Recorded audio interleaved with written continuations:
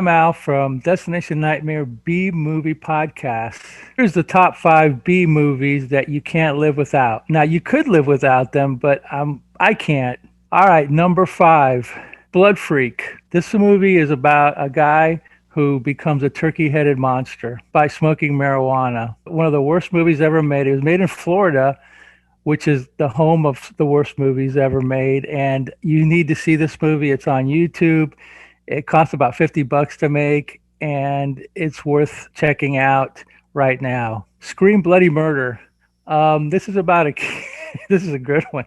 This is about a kid who runs over his dad with a tractor, and he falls and he rips his hand up, and he shows up at an insane asylum years later with a hook hand. And when he gets out, he goes home back to mom and he starts killing people because he starts seeing visions of. It's basically like Oedipus, an Oedipus horror movie, but it's really cheap and crappy and gross, but actually scary. So you need to check out Scream Bloody Murder. Again, it's on YouTube. Cool movie, my opinion. It's the first movie ever made in gornography. So there you go, gornography. Number three, Mad Doctor of Blood Island, Filipino horror movies. I love these movies. I saw this movie one time on, well, we used to have this thing called Dialing for Dollars, or I think it was Dialing for Dollars. It was the afternoon movie with some hostess, and the first scene has got some naked Filipino woman running through the jungle with this Michelin man looking green monster who's killing her. And they didn't edit it. I'm talking about 1982 in USA, and you see the lady running around and you're going, oh my God. And then afterwards, when the break comes on, the hostess apologized for it. So this is part of a trilogy of greatness starring John Ashley. And I don't know, you got to watch this movie to believe it.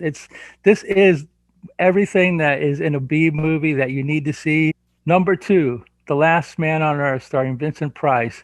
Saw it as a kid. Basically, I Am Legend. You've probably seen the movie I Am Legend with, I think, Will Smith or whatever. It's a virus hits the earth, turns everybody into zombies, and Vincent Price, who's the star in this movie, is immune to it, and they're coming after him to kill him. This movie inspired Night of the Living Dead, all the zombie movies. Vincent Price is not acting like Vincent Price. He's acting different. He's not really like okay, the Omega Man was the version that Charlton Heston did, and he was more heroic, but Vincent Price was more, I don't know, believable, and it's got a great ending, and it's written by Richard Matheson, and I actually read the book, and it's got a great mood to it, and I love European horror movies from the 60s, so number two, The Last Man on Earth. My number one movie is, okay, my favorite horror movie actress is Barbara Steele.